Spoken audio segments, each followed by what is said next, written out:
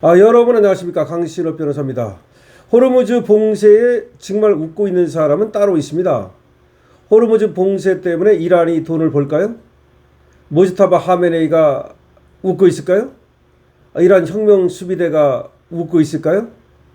자, 호르무즈가 봉쇄되면서 웃고 있는 나라는 중국도 아니고 이란도 아닙니다. 사실 러시아가 좀 웃고 있죠. 왜냐하면 러시아의 원유라든지 가스의 수출을 미국이 제재를 해가지고 러시아가 팔아먹지를 못하고 있었는데 한시적으로 풀어줬거든요. 그래서 푸틴이 웃고 있죠. 그런데 진짜로 웃고 있는 사람은 다름 아닌 트럼프입니다. 호르무즈가 봉쇄되면서 미국의 에너지가 사상 최대의 수출을 기록하고 있습니다. 미국은 원래 에너지가 많은 나라입니다. 그런데 아무래도 중동께 더 쌌단 말이죠. 그리고 또 아시아는 중동이 가깝지 않습니까? 그래서 운송비라든가 내지는 또 이 원유나 가스나 이 또 가격이라든가 이런 것 때문에 중동 지역을 선호했죠. 그런데 거기가 막히면서 이제 울며 겨자 먹기로 미국으로 달려간 겁니다.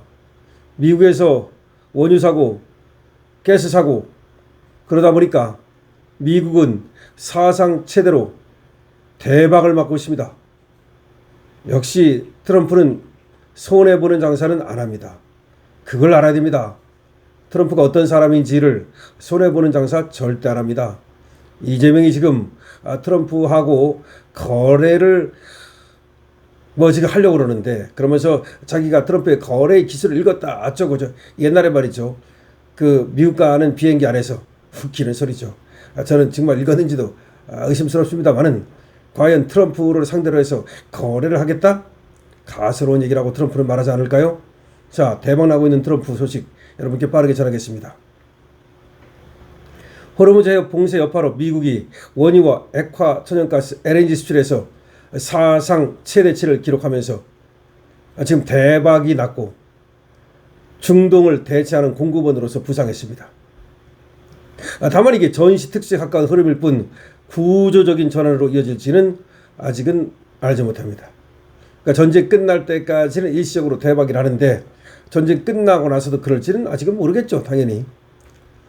자, 월스트리트 저널과 미국 에너지 정보청에 따르면 미국의 원유 및 석유 제품 수출은 지난주 하루 평균 1290만 배럴에 육박하면서 역대 최고치를 기록했습니다.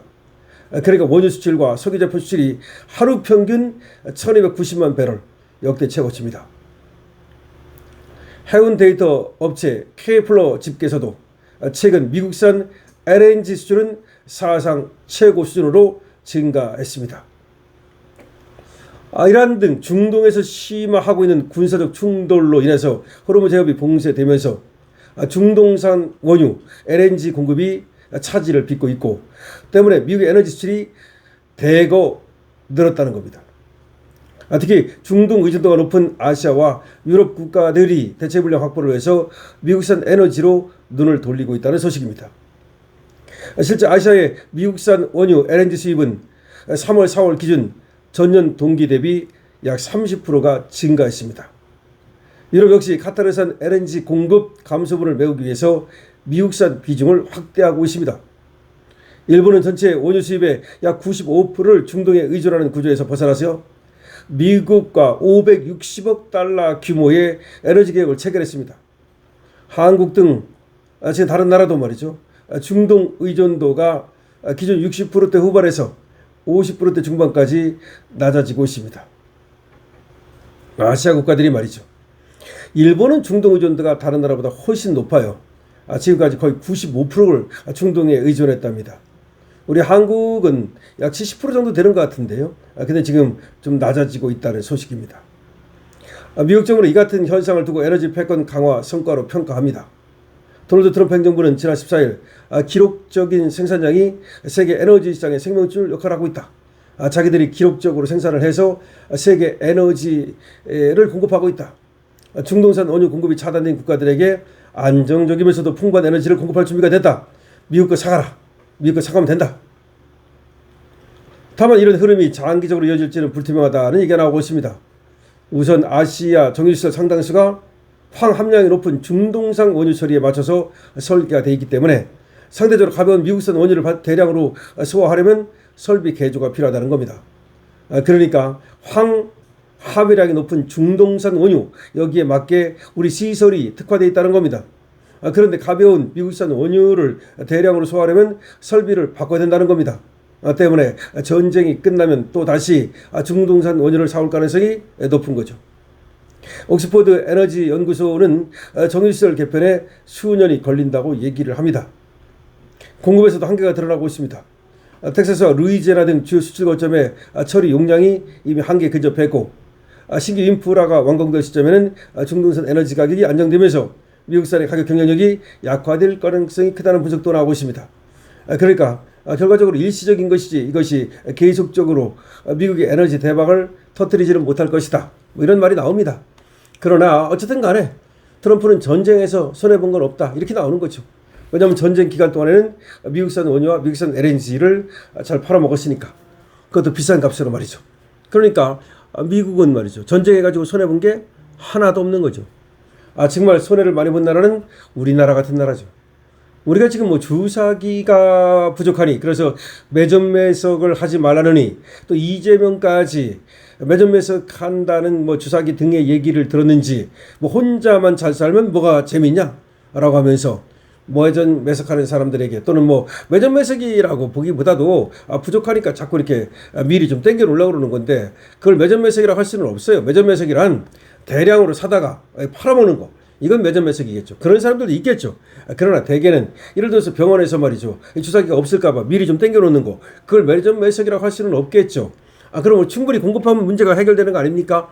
그런데 그거에 대해서도 이재명은 말이죠, 그 뭐 주사기라든지 뭐 의료 장비라든지, 하여튼 그거 말고도 지금 부족한 여러 가지 장비나 물자, 재료 뭐 이런 것들을 미리 좀 땡겨 놓는 거에 대해서 매점 매석해야 하는 거, 그렇게 해서 혼자만 잘 살면 뭐하냐, 혼자만 잘 살면 뭐하냐, 그게 무슨 말인지 모르겠어요. 혼자만 잘 살면 뭐하냐. 아니, 이재명이 혼자만 잘 살라고 그렇게 많은 범죄를 저지른 거 아닙니까?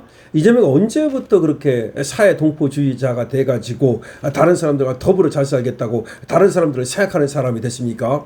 이재명이 형수도 생각하지 않고 형도 생각하지 않는 사람이고, 자기의 말이죠, 연인이라고 뭐 주장하고 있는 그런 어떤 여자도 생각하지 않는 그런 사람인데, 언제부터 그렇게 이재명이가 다른 사람을 생각하는 사람이 됐습니까? 김문기도 모른다 그러고 유한기도 모른다 그러는 사람인데, 전영수는 심지어 이재명의 비서실장을 오랫동안 했던 사람인데 이재명에게 정치하지 말라고 하고서 극단적인 선택을 했는데, 과연 이재명은 그 사람들의 유족을 보살피고 있을까요? 글쎄요, 이재명이 그런 말 하니까 굉장히 생소하다는 생각이 드는데요.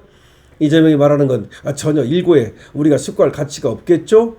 그냥 한 귀로 들어오면 한 귀로 바로 내보내야 될 것 같기도 합니다.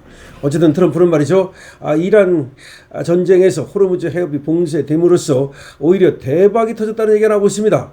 트럼프는 손해보는 장사를 안 하는데요. 자, 이란 전쟁이 끝나면은, 아니 전쟁이 끝나기 전이라도 트럼프는 이재명과 이제 계산을 하려고 할 거예요. 계산. 이제 계산을 하고 나서 과연 트럼프는 이재명에게 어떤 청구서를 내밀까요? 그때 이재명의 반응은 어떨까요? 여러분 한번 상상해 보시죠. 강신업 TV입니다. 좋아요와 구독을 부탁을 드리겠습니다.